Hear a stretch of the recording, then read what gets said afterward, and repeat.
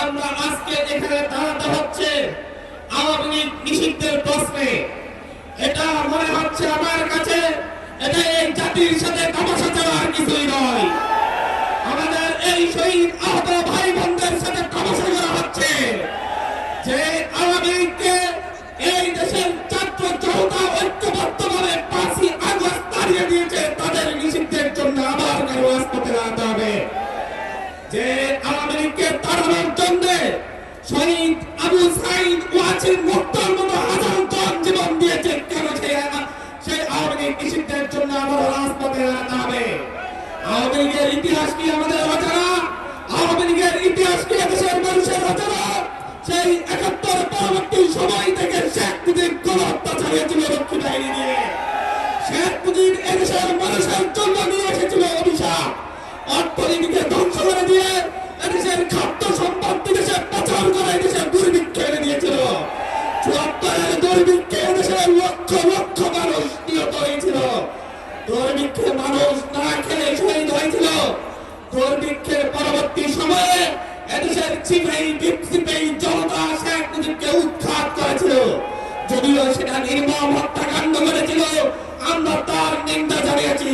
কিন্তু পরবর্তীতে শেখ হাসিনা ৯৬-তে এসে তার বাপের অপকর্মের জন্য ক্ষমা চেয়ে মাথায় হিজাব পরে পট্টি পরে এদেশের মানুষের কাছে ভোট চেয়েছিল।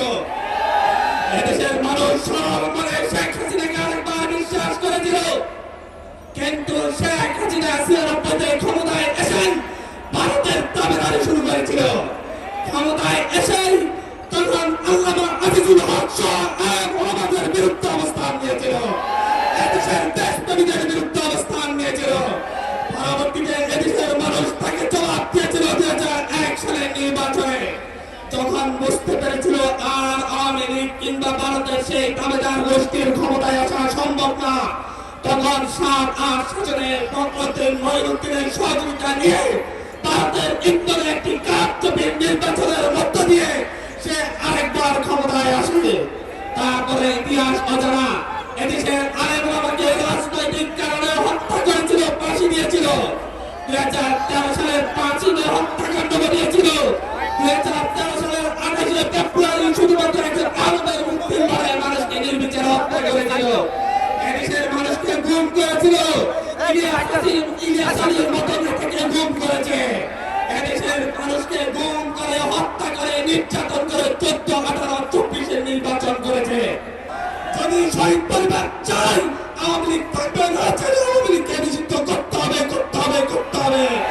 হসপিটালের পরে আপনাদের কাছে যান, তাদেরকে জিজ্ঞাসা করেন আওয়ামী লীগ নিষিদ্ধ হবে কিনা, তাদের উত্তর দিবে আওয়ামী লীগকে নিষিদ্ধ করতে হবে, করতে হবে, করতেই হবে।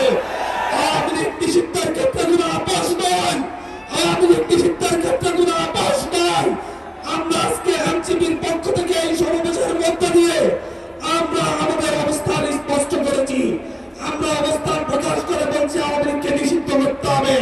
এখন তারা আওয়ামী লীগের হাতে নির্যাতিত হওয়া, দীর্ঘদিন হয়ে নির্যাতিত হওয়া বিএনপি, এখন তারা আওয়ামী লীগের হাতে দীর্ঘদিন ধরে নির্যাতিত হওয়া জামাতের, এখন তারা আওয়ামী লীগের হাতে নির্যাতিত হওয়া বিরোধী প্রতিটি রাজনৈতিক দলের, তাদের প্রত্যেককে তাদের অবস্থান স্পষ্ট করতে হবে। তারা আওয়ামী লীগ নিষিদ্ধ চায় নাকি চায় না।